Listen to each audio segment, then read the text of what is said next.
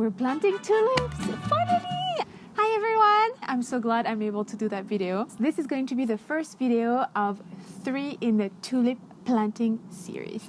What do you need for this project?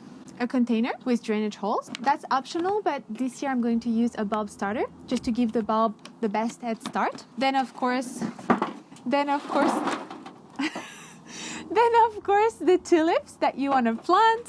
Well, a pair of gloves if you want your nails to survive the experience. And over there I have some soil. I'll show you in a minute. Let's do this. First, just a simple container. So for me here, I'm going to plant white Prince tulip, which grow about 35 centimeters, so that's going to be perfect. Also, I really love the metal color with the white. I think it's going to be really pretty. You actually may recognize that pot from dahlias that I planted earlier on, and that's the thing about small gardens. You always have to reuse your space and make the most of it. I started by filling my container halfway through with multi-purpose compost, and you want to make sure you have at least 8 centimeters of soil underneath the bulb, just so that they can develop a good root system and then of course support a gorgeous flower when the time comes. This year I'm going to use a bulb starter, so I'm just sprinkling 2 small handfuls. So those are tulip bulbs. They have a pointy side from which the flower will emerge, and the other side of course is going to be the roots, and they go towards the soil. And now I'm just going to lay my bulbs. So that's super easy. They go pointy side up.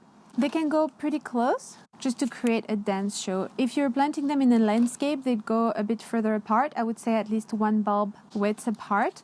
Now the labeling is super important to remember what's what. Now all you have to do is top up with soil.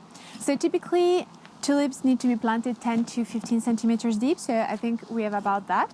Again, you can top dress this with grit, with bark, which is probably what I'm going to do later. And then in the spring, pop little violas so that you'll have an underplanting of violas, and then the tulips at the top. I think that's going to be really nice.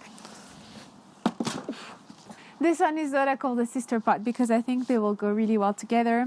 A couple of things to think about when you design your containers. Of course, you want to pick a bulb that is going to grow to a height that is going to be proportional to the size of your pot, so you don't end up having a really huge container with a short bulb and the other way around. That's going to be white tulips here and then more white tulips at the top. It's going to be glorious. A little bit of bulb starter fertilizer.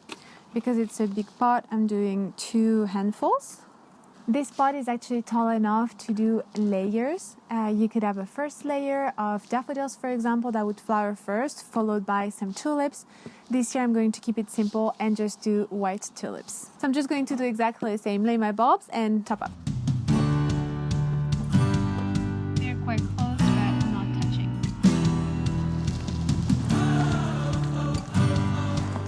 For this one, I have a bit more room. So I'm leaving a bit more of a generous slip, so that is a gap between the top of the soil and the edge of the pot. And we'll see the tulip once it started to grow a little bit more, and I think that's going to give her a really neat look.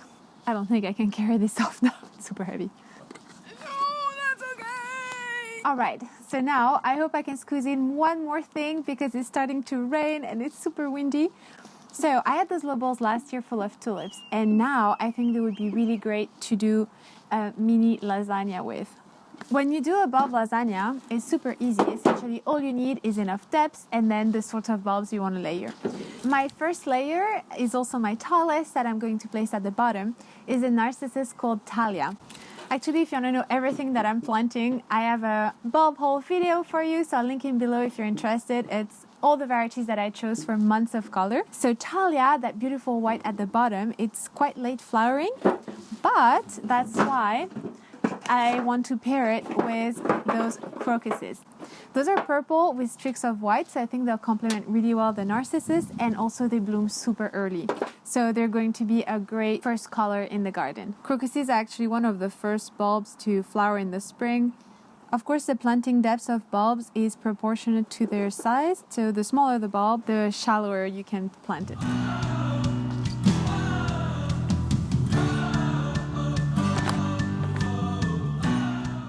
So I'm going to place about 10 bulbs of the Thalia. I'm going to center them so that I have a nice dense show in the middle.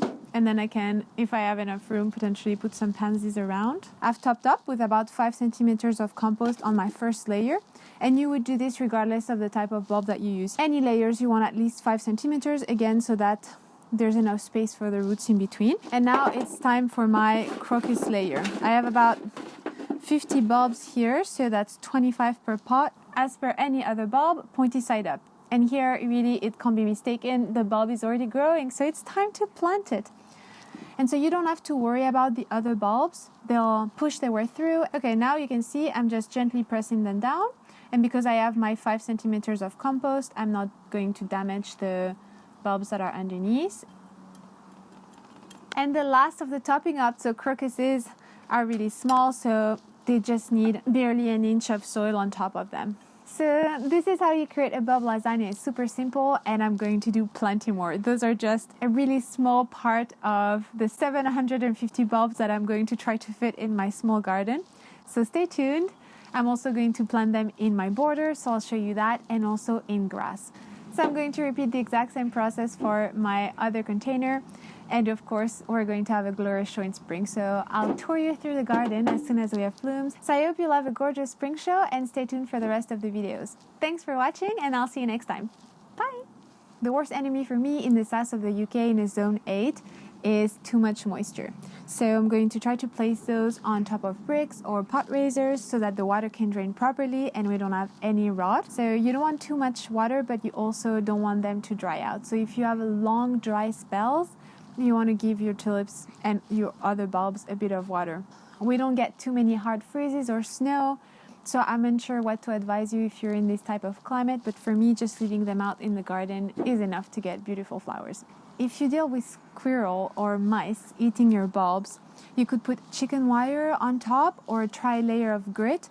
As soon as the spring gets here, it's important to put them in their final position where they get the proper sunlight. So we'll do that also later on in the season. It's super easy to plant bulbs, but not very rewarding because you have a whole lot of nothing. But come spring, it's going to be a glorious show. The tulip.